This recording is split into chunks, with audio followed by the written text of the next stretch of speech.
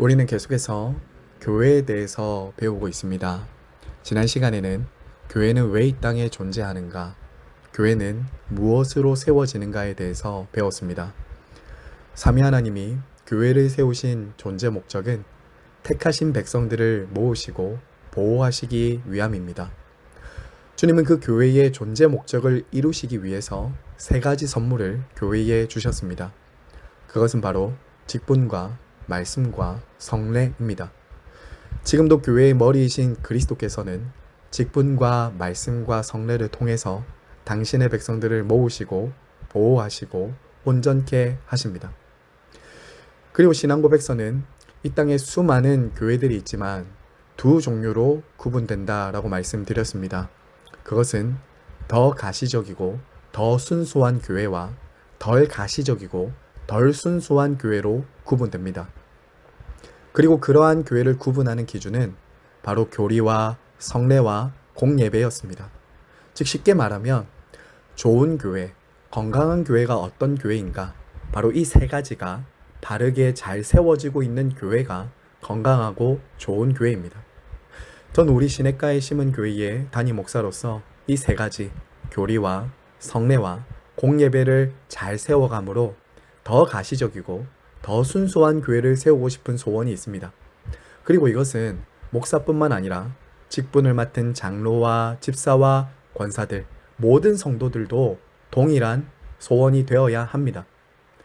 주님께서 당신의 백성들을 모으시고 보호하시고 온전케 하시기 위해 주신 이 세 가지 교리와 성례와 공예배를 우리 모두가 함께 잘 세워가도록 부름을 받았다는 것을 기억해야 합니다.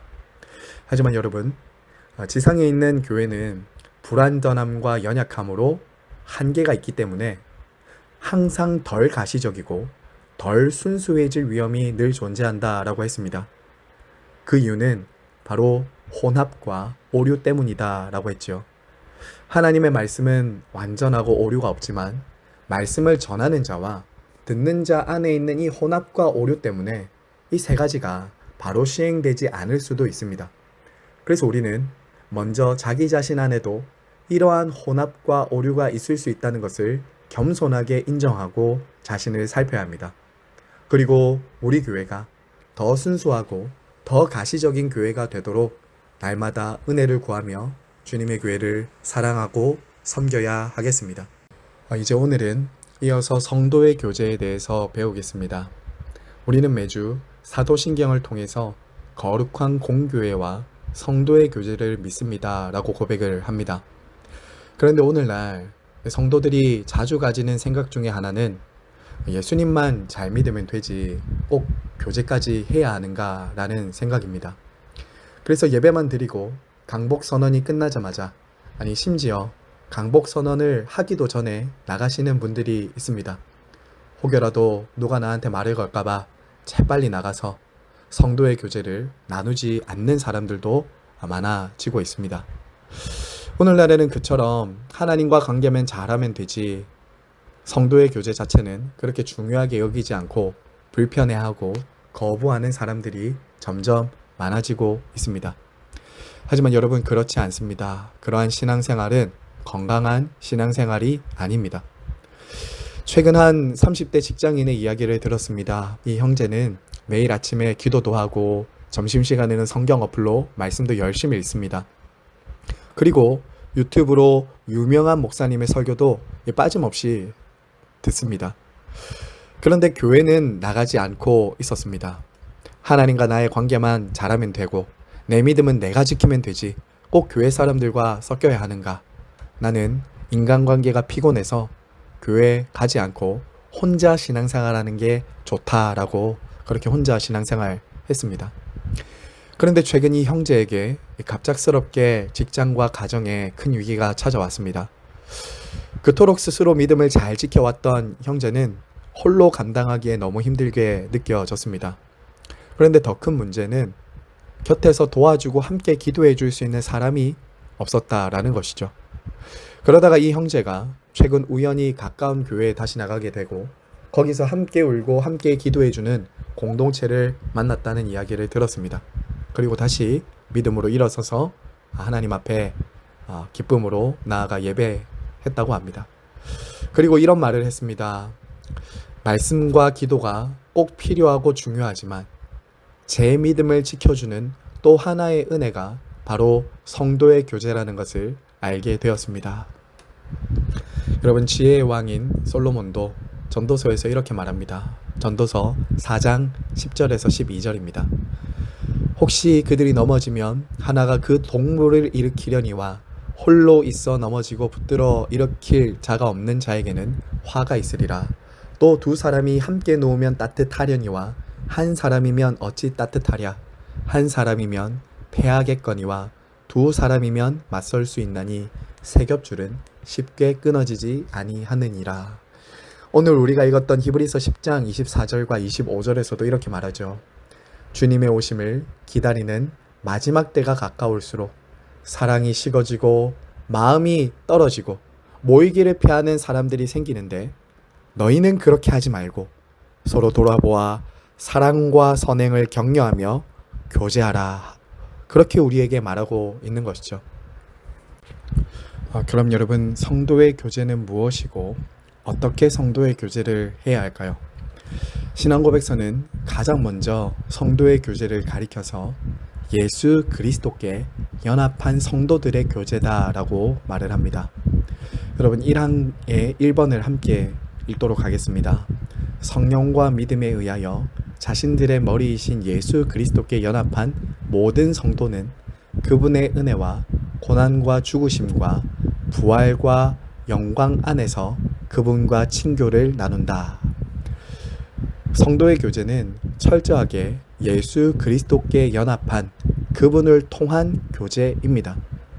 그런데 어떤 분들은 성도의 교제를 친목 모임으로 오해하기도 합니다.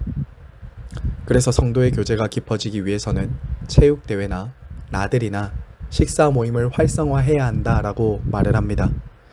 물론 그러한 것들이 필요 없는 것이 아니고 성도의 교제를 활성화하는 데 도움이 되기는 하지만 성도의 교제를 그렇게만 이해하면 세상 사람들의 교제와 근본적으로 아무 차이가 없게 됩니다. 여러분, 이 세상에서 하는 교제와 사귐은 어떻게 할 수 있습니까? 나와 생각과 마음이 맞고 관심사가 같으면 사귀고 교제할 수 있습니다. 운동을 좋아하는 사람들은 운동을 참여하고 좋아하면서 서로 같은 관심사를 하면서 하나가 되고 교제합니다. 술을 좋아하는 사람은 술을 좋아하는 사람들 중심으로 교제하고 사귀게 됩니다. 이처럼 이 세상에서도 누군가와 교제하고 사귀기 위해서는 같은 관심사나 공통점이 있어야 사귈 수 있습니다. 그럼 교회는 무엇으로 하나가 되고 서로 사귀고 교제할 수 있을까요?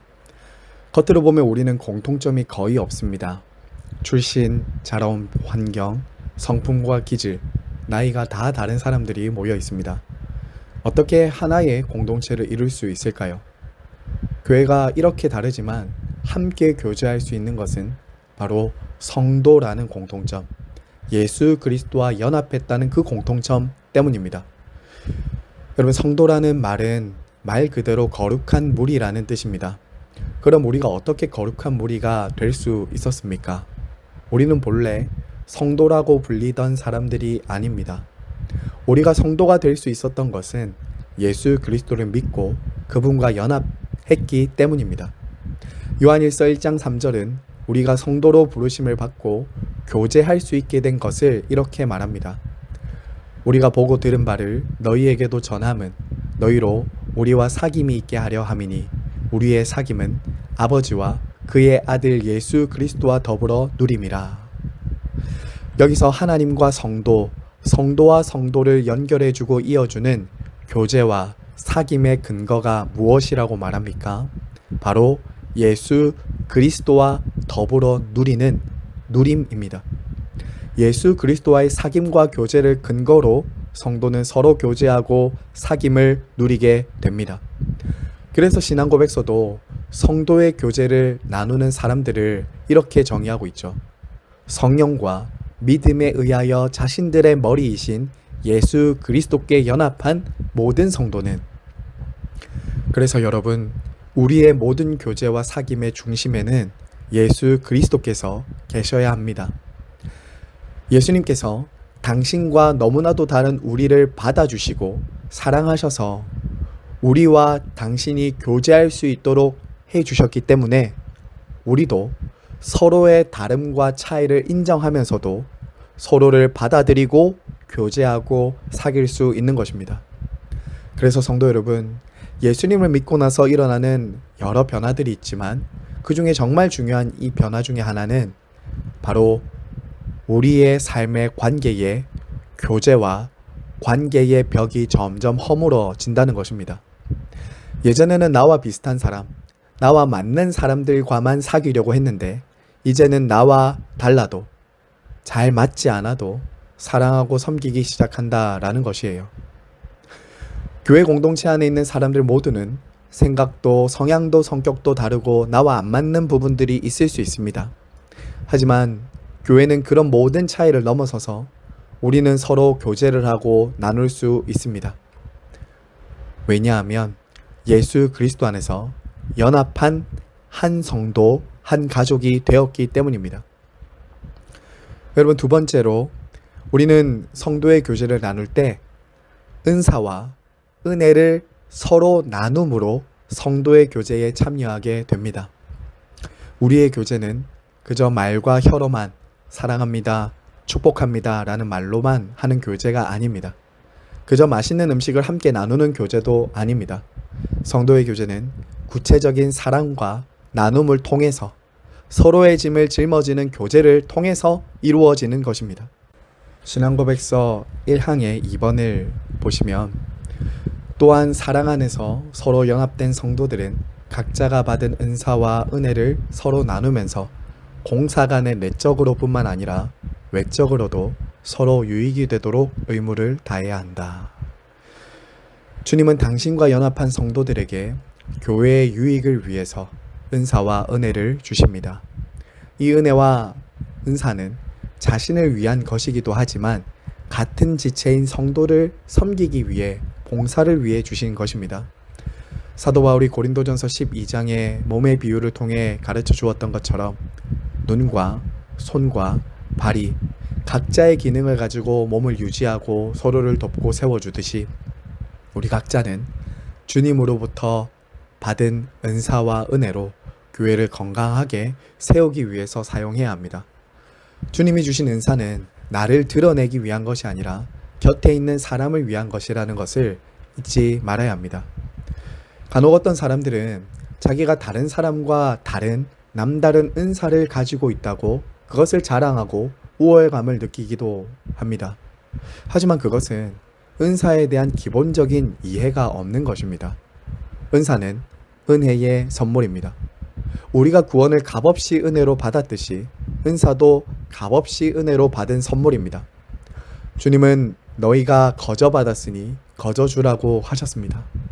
그러므로 우리가 남보다 한 가지 더 은사를 받았다면 더 낮은 곳 약한 사람들을 섬기기 위해 주신 것이라는 것을 잊지 말고 더 겸손히 섬겨야 합니다. 그리고 우리는 은사만 나누는 것이 아닙니다. 물질과 시간도 나누어야 합니다. 신앙 고백서는 공사 간에 교회적으로, 내적으로, 영적으로, 신앙적으로 뿐만 아니라 개인적으로도, 외적으로도 서로의 유익을 도모하는 것이 성도의 교제다라고 말합니다. 이것을 이어지는 2항에서 좀 더 자세히 보겠습니다. 그럼 성도의 교제는 언제, 어떻게 해야 하는가? 신앙고백서는 우리에게 세 가지 영역에서 성도의 교제를 해야 한다라고 말합니다. 첫 번째는 바로 예배입니다. 그리스도께 연합한 사람들이 삼위 하나님과 교제를 나누고 예배하는 바로 이 현장이야말로 우리가 서로 교제하는 시간입니다. 우리는 예배 때마다 삼위 하나님께서 주시는 생명의 말씀에 함께 참여하므로 삼위 하나님과 교제하고 서로 교제합니다. 그리고 우리는 주님께서 주신 성찬에 함께 참여하므로 한 식탁 공동체, 영적인 가족이 되었음을 함께 누리고 교제하게 됩니다. 이처럼 철저하게 성도의 교제는 예배 가운데 성령과 믿음으로 예수 그리스도와 연합하여 삼위 하나님과의 교제를 근거로 누리는 사귐과 교제입니다. 그래서 우리는 진정한 성도의 교제와 사귐이 이루어지는 예배를 소홀히 하고 가벼운 교제로 대체해서는 안 됩니다. 교회 안에서 얼마든지 공통된 관심사를 가지고 운동이나 악기, 기타 모임들을 통해서 교제할 수 있지만 궁극적으로 예배 가운데 삼위 하나님과 서로 안에서 교제를 나누지 못하면 결코 하나가 될 수 없고 교회에 유익하지도 않습니다. 그러므로 정말 우리가 성도의 교제를 제대로 누리기 위해서는 예배 때 말씀과 성찬을 통해 그리스도와 함께 교제하고 더불어 사귀는 것이 가장 중요하다는 것을 잊지 말아야 하겠습니다. 예배를 통해 삼위 하나님과 서로 교제에 사귐에 힘써 주시기를 바랍니다. 그리고 성도의 교제는 봉사를 통해 이루어집니다. 성도들은 서로를 영적으로 세우는 일에 힘을 써야 합니다. 그래서 교회에 각자 봉사를 하고 섬김을 하는 것은 매우 중요합니다. 목장에서 1인 1사역, 교회에서 1인 1사역을 반드시 하라고 하는 이유가 여기에 있습니다.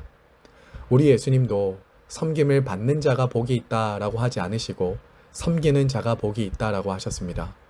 실제로 우리 예수님도 제자들의 발을 씻기시는 봉사와 섬김의 본을 보여주셨습니다. 그래서 우리 주님께서 우리에게 보여주셨던 것처럼 우리를 섬기시고 우리와 교제하시고자 하늘에서 낮고 낮은 우리를 위해 내려오신 것처럼 우리도 주님의 교회와 성도들과 지체들을 위해서 봉사하고 수고하고 섬기는 교제를 해야 하는 것입니다.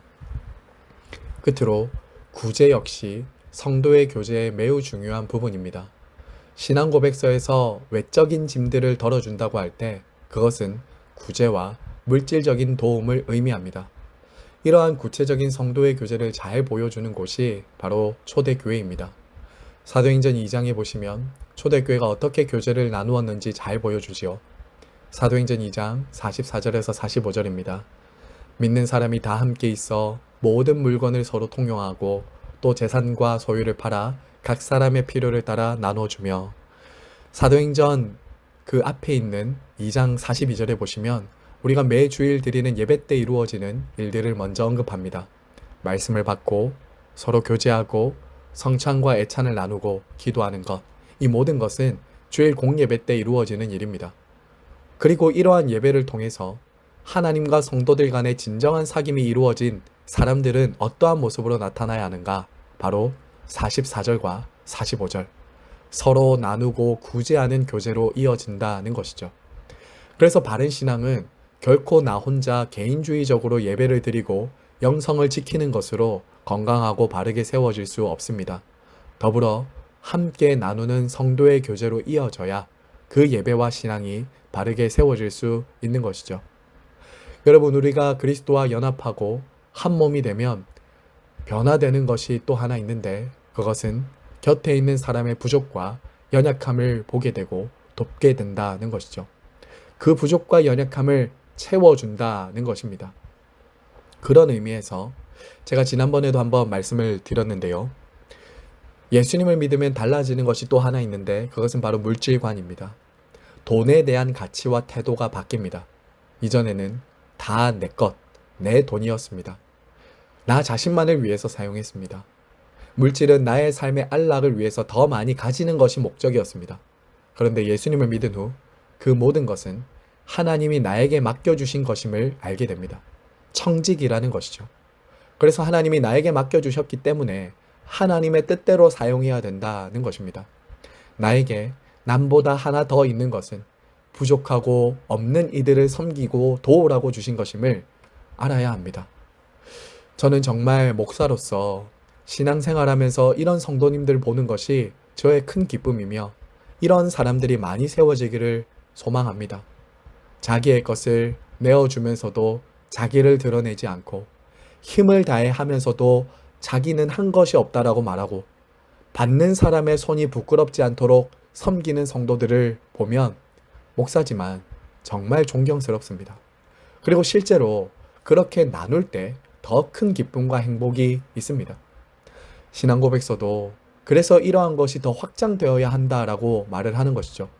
주님이 주신 은혜와 은사를 나눌 때 나 혼자 누리고 기뻐하는 것과는 비교할 수 없는 더 큰 기쁨과 행복을 경험하고 그것이 확장되게 됩니다. 우리 시냇가의 심은 교회에 이처럼 각자에게 주신 은혜와 은사를 따라 곁에 있는 성도들과 구체적인 섬김과 나눔으로 주님의 교회를 건강하게 세워가기를 소망합니다. 이제 끝으로 신앙고백서는 성도의 교제에 대해서 나눈 다음에 잘못된 성도의 교제를 방해하는 것에 대해서 가르쳐 줍니다. 우리의 성도의 교제를 방해하는 것은 대표적으로 교리적인 오류입니다. 신앙고백서에서는 대표적인 교리적인 오류로 그리스도와 교제를 나누는 것이 곧 마치 스스로 하나님 혹은 예수님처럼 되는 것으로 여기는 교리적인 오류를 지적하고 있습니다. 그리스도와 연합되었다는 것은 마치 나무에 접붙임하는 것과 같아서 전혀 다른 나뭇가지가 그 나무에 접붙여짐으로 그 나무로부터 생명을 공급받는 것이지, 우리가 그리스도께 접붙여지고 연합되었다고 해서 우리가 그리스도가 되는 것은 아닙니다. 그러므로 우리는 성도의 교제를 그냥 잘 지내고 친하게 지내자라는 것이 아니라 같은 신앙 고백, 성경과 교리의 일치, 이 안에서 하나됨이라는 것을 잊지 말아야 합니다. 그래서 서로 말씀 안에서 자라가고 바른 교리를 배우면서 성장하는 것, 너무나도 중요한 것이죠. 여러분, 그리고 두 번째로 성도의 교제를 방해하는 것은 바로 재산과 소유권을 침해하는 것입니다. 초대교회를 모델로 공유주의, 공산주의를 추구하는 것이 성도의 교제가 아닙니다. 오순절 성령 강림의 초대교회를 모델로 극단적인 성도의 교제, 공동체 생활을 강조하는 이들이 있습니다. 지금도 이단들 중에는 그렇게 성도들을 미혹하는 사람들도 있죠. 예전에 우리나라에 있었던 다미 선교회처럼 주님의 재림이 얼마 남지 않았으니 소유를 다 팔아서 같이 공동생활하자라고 주장을 하기도 합니다. 하지만 우리는 그러한 잘못된 이단과 가르침에 속아서는 안 됩니다. 초대교회가 우리가 닮아가고 지향해야 할 교회의 모델이긴 하지만 그때 당시에 교회의 특수성을 놓쳐서는 안 됩니다. 신약 성경의 그 어디에도 초대 예루살렘 교회에 그러한 유무상통, 모든 소유를 다 함께 공유하는 것을 모델로 제시하는 것은 전무후무했습니다.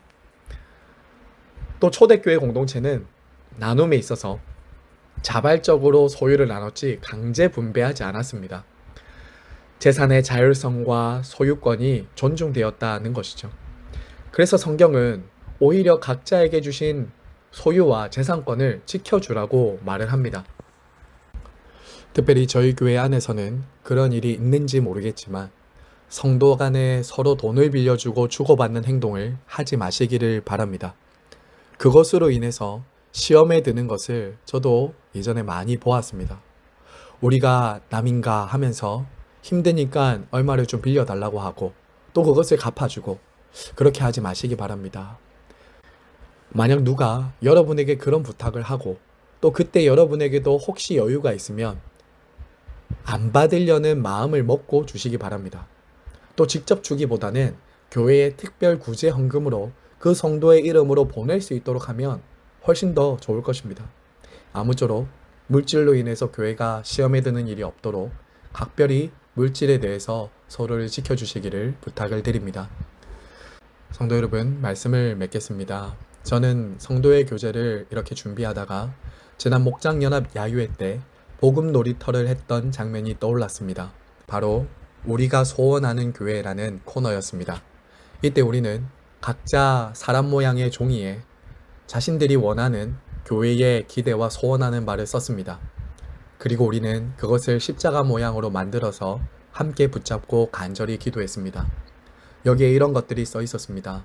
사랑이 넘치고 다툼이 없는 교회, 서로 사랑하는 교회, 성령 충만한 교회, 초대교회와 같이 하나님이 기뻐하시는 교회, 예수님을 닮은 교회, 하나님 사랑, 이웃 사랑하는 교회 등 너무나도 아름다운 교회의 모습이 적혀 있었습니다. 여러분, 어떻게 하면 이러한 아름다운 교회를 만들어갈 수 있을까요? 그것은 삼위 하나님과의 교제, 그리고 성도 간의 교제가 풍성할 때 만들어갈 수 있습니다. 예배를 통해서 삼위 하나님과의 교제와 사귐이 풍성하고 그 삼위 하나님과의 사귐이 이제 옆에 있는 성도들에게로 흘러가 성도들의 교제와 사귐, 구체적인 봉사를 통해서 이러한 교회가 세워질 수 있습니다. 사랑하는 성도 여러분, 저와 여러분은 예수 그리스도와 연합하여 모든 은혜와 은사를 거저 받았습니다. 그러므로 이제 우리 각자가 받은 은혜와 은사로 주님의 몸된 교회와 성도들을 위해 아낌없이 남김없이 후회 없이 섬김으로 성도의 교제가 풍성한 우리 시냇가의 심은 교회가 되기를 간절히 바라고 소망합니다.